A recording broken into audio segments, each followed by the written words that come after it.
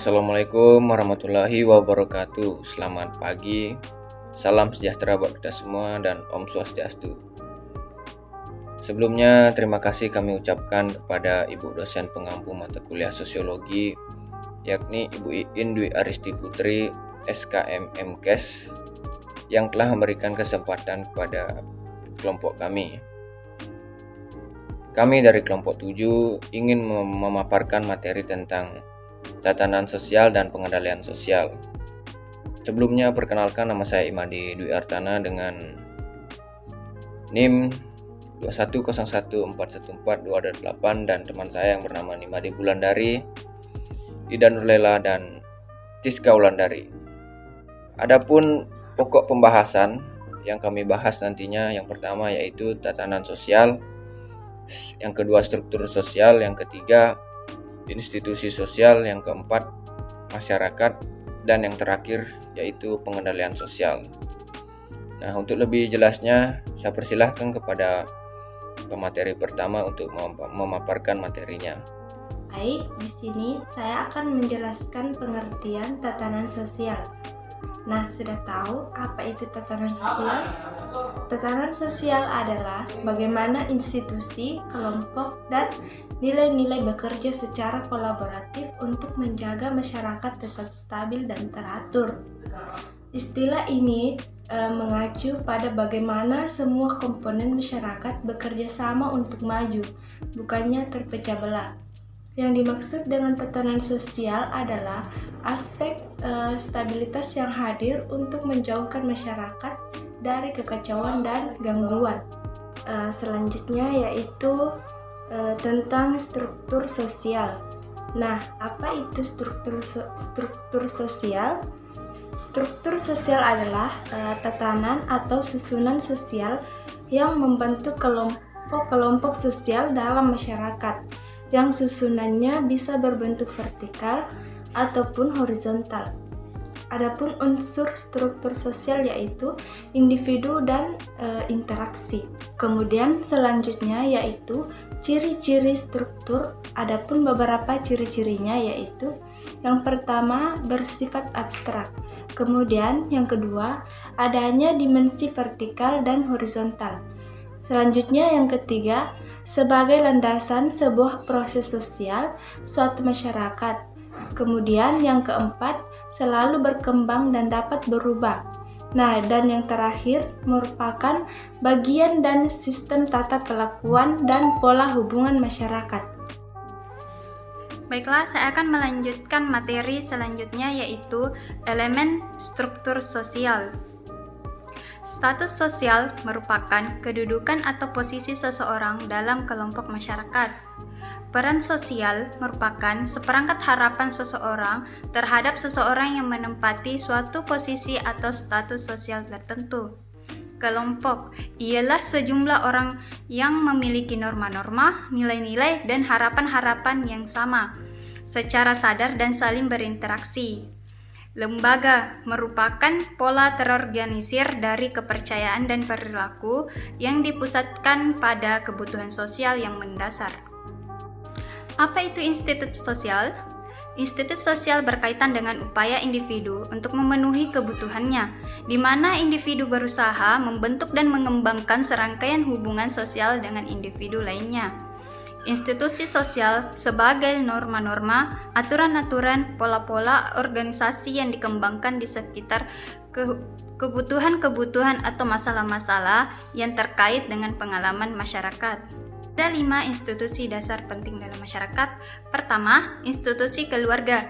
Keluarga merupakan lembaga sosial dasar yang merupakan titik awal dari semua lembaga sosial berkembang. Secara historis, keluarga terbentuk atas satuan sosial yang terbatas, yaitu 2 orang laki-laki dan perempuan yang mengadakan ikatan tertentu yang disebut perkawinan. Institusi keluarga berfungsi untuk mempertahankan kelangsungan hidup masyarakat seperti melanjutkan keturunan, afeksi, dan sosialisasi. Baik, institusi yang kedua yaitu ada institusi agama, di mana institusi agama ini adalah sistem keyakinan dan praktek keagamaan yang penting dari masyarakat yang telah dibakukan dan dirumuskan serta dianut secara luas yang dipandang perlu dan benar dalam masyarakat. Nah, agama ini berkaitan dengan hal-hal moral, di mana agama ini mendorong manusia untuk tidak memikirkan kepentingan diri sendiri, melainkan memikirkan kepentingan bersama. Nah, di mana institusi agama ini sangat diperlukan dalam kehidupan bermasyarakat. Karena kan dalam agama yaitu mengajarkan kita harus berbuat hal-hal yang memang baik untuk dilakukan. Nah, yang ketiga itu ada institusi pendidikan, di mana institusi pendidikan ini dikembangkan sebagai suatu upaya sistematis untuk mengajarkan apa yang belum diketahui atau apa yang belum dipelajari atau sesuatu yang tidak mudah untuk dipahami, baik itu dalam lingkungan keluarga, masyarakat, maupun dalam lingkungan sekolah nantinya. Nah, pendidikan ini mempengaruhi dan dipengaruhi oleh lembaga-lembaga lainnya. Oleh karena itu, institusi pendidikan ini selalu berjuang untuk memperoleh otonomi dari lembaga-lembaga lainnya.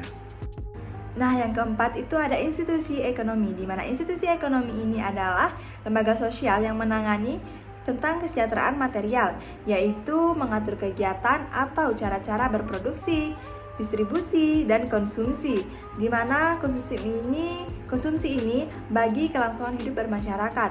Nah, sehingga semua lapisan masyarakat yang ada di Indonesia atau di negara Indonesia ini harus mendapatkan bagian yang semestinya. Yang kelima yaitu ada institusi politik, di mana institusi politik ini adalah badan yang mengkhususkan diri pada pelaksanaan kekuasaan dan wewenang. Lembaga politik ini meliputi eksekutif, legislatif, yudikatif, keamanan nasional, dan partai politik. Sudah tahu apa itu masyarakat? Masyarakat merupakan sejumlah manusia dalam arti seluas-luasnya dan terikat oleh suatu kebudayaan yang mereka anggap sama. Masyarakat terbentuk melalui hasil interaksi yang terus-menerus antar individu. Dalam kehidupan bermasyarakat, selalu ditemui kehidupan individu dengan masyarakat yang saling memengaruhi. Pengendalian sosial. Pengendalian sosial adalah suatu mekanisme untuk mencegah penyimpangan sosial serta mengajak dan mengarahkan masyarakat untuk berperilaku dan bersikap sesuai norma dan nilai yang berlaku. Dengan adanya pengendalian sosial yang baik, diharapkan mampu meluruskan anggota masyarakat yang berperilaku menyimpang atau membangkang.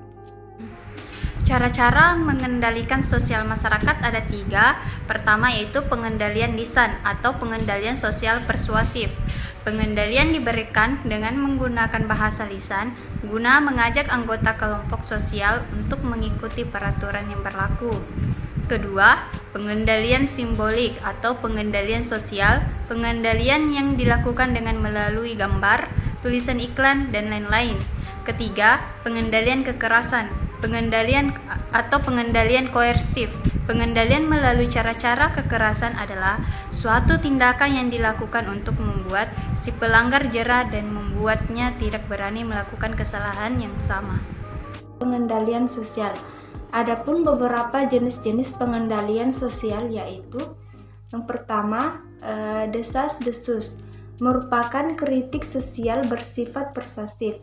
Kedua, teguran merupakan kritik sosial melalui lisan terhadap masyarakat yang berperilaku menyimpang.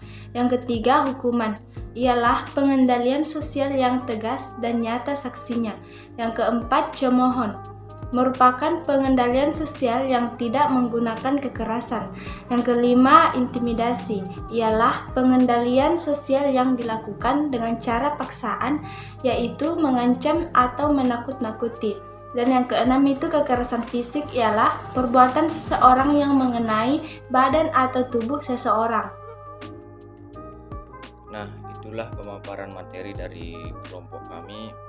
Kurang dan lebihnya kami mohon maaf. Kami akhiri dengan ucapan sekian dan terima kasih.